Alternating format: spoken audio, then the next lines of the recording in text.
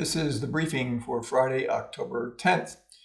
For about the last 2 weeks, and especially for this week, I've talked about the divergence between price development and market structure, or the internals of the market.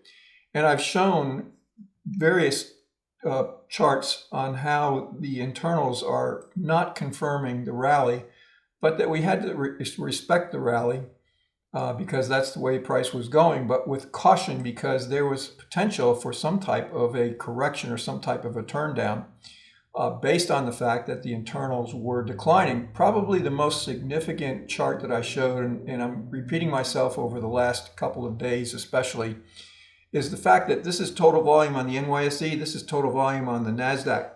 And you can see that total volume on the NYSE was trending higher, but this is net volume, which is up volume minus down volume. So you can see what was happening. So what this was telling us was that even though volume was increasing as price was going higher, the number of, or the volume of up volume minus down volume was decreasing, suggesting there was becoming more down volume, which was resulting in this, but yet price was still constant. But you can see it was a pretty natural slope.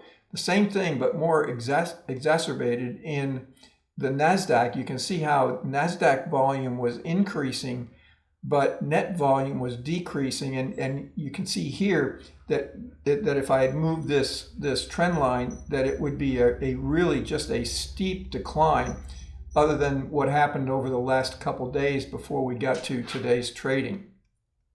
So it is pretty evident that what was happening internally was significant in terms of volume and net volume, that net volume, looking inside of volume, I should say, that net volume was telling us that there was more selling that was occurring than actual buying.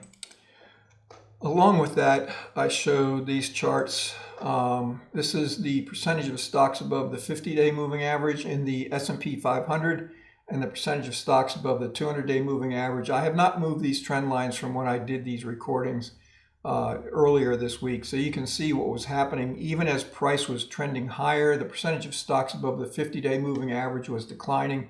Same thing with the 200-day moving average. We've got a little bit of a bump going through this period right here in the 200-day moving average, but you can see what's happened in today's trading as well. Same thing in the NASDAQ. You can see the NASDAQ percentage of stocks above the 50-day moving average was declining even through this area right through here as price was moving higher. And you can see the decline in the 200-day moving average as well.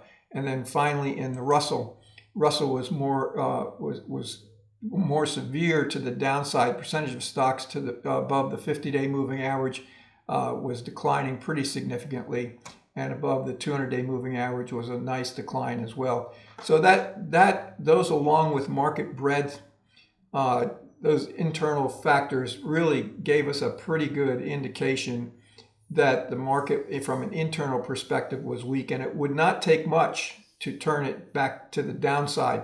The degree and the trend of that move to the downside was yet to be determined. Now, this is a 60-minute chart of the spiders. This is the 60-minute chart of the Qs and 60-minute chart of the Russell.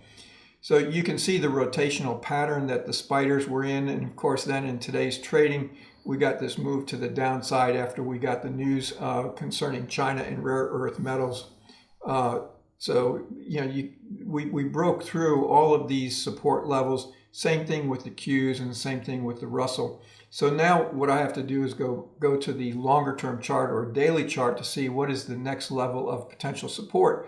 But keep in mind, what was support now is resistance. So in the spiders, it's going to be important. 656 half is resistance, 596 in the Qs, and resistance in the spiders right around the 238 half area. And you can see what happened with market breadth, what's been going on. So you can see even though we were in a rotational pattern here, you can see that the S&P 500 breadth was declining going through this whole period here. Same thing with the NASDAQ, a little bit different. We had this decline right through here as the market was going higher. And then, of course, then it started once again. And then you can see this was the open in today's trading. So you can see it tried to push it higher. but breadth was even more declined. And then, of course, net volume was signaling all along that things were not healthy in Mr. Market Land. So looking at now the longer term chart, you can see this was a series, this is the trend of the spiders. This is a series of higher highs and higher lows, which is the definition of a trend. So this was the last previous low, higher low. So that comes in right around the 649.5 area. So that is longer term support. Now breaking that, if that's broken on Monday, that would then suggest that we are in a greater degree time and price counter trend rotation, or possibly a change in trend. Now that's a little bit extreme, but breaking this would then suggest that this trend is coming to an end and we're seeing a greater degree time and price rotation or correction to the market. Next level of support would come in right around the 632.5 area, and that would be the next previous lower high.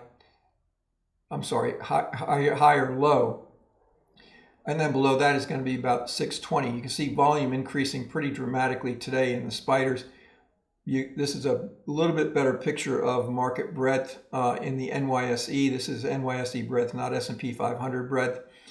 And then, of course, in the Qs, you can see that support, the same thing. The last higher low comes in right around the 585.5 area. And then below that, we're looking at the 560 area in the Qs. Once again, breadth was declining pretty dramatically. And in the Russell, represented by the IWM, we're right at that support level, 237, 238. And then next level is 230. So those are the short-term resistance levels and the short-term support level, or the intermediate-term support levels. Breaking this series of higher highs and higher lows, we really need to look at what's happening in terms of these longer term support and resistance areas, or these key reference areas, to figure out where the next potential stopping point could be. And the internals will give us a pretty good indication as we come into that. Now, you can see the internals were very strong in today's trading, and I mean strong to the downside, supporting this move to the downside. So what will happen or what could happen on Monday, if traders go home this weekend and decide the news really wasn't as bad, then potentially what we're going to see is we're going to see lower prices below these support levels that I've outlined. Let me get back to the spiders. So we'll see potentially a lower low, but the internals will be stronger, especially market breadth. Watch that carefully on Monday. Now also, the bond market is closed on Monday, so it may be a very slow day in the stock market as well, unless, of course, there is more news concerning the Chinese situation. So watch that very carefully in Monday's trading. But if there is a divergence, if we get a lower low and we get stronger breadth reading, that's going to suggest a potential for some type of rotation back up. Now, it is common for traders, when we see a big move like this, for traders to go home, especially over a weekend, and realize that maybe it was an overreaction and we could see an immediate rotation back to the upside once again. But that'll be shown first in price development, trading through resistance levels that I outlined just a minute ago, and the internals beginning to support that move back to the upside. The third potential scenario, third strategy, is going to be we're going to see lower lows below today's low, and we're going to see the internals continue to move weaker to the downside, supporting this move. So basically, as I said this, I think it was in Wednesday's briefing, that I'd like to come into the market every day with a strategy for, if the market does this, I'm going to do that. If the market does that, I'm going to do this. So it sounds like what I'm saying is that the market's either going to go up or it's going to go down. And that certainly is the case. But I have a strategy for either case. So I'm not predicting the market. I am letting the market tell me where it's going to go. And then I want to see that their strength is there and that it's not a false breakout. and that the market is going to be strong internally in the direction that it decides to go on Monday.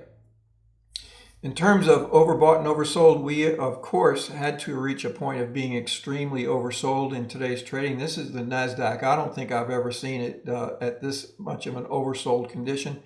This indicator would suggest that we're going to see some type of move back to the upside or pause on Monday. That would not surprise me, but as indicators go, sometimes they can stay overbought or oversold longer than you can stay solvent.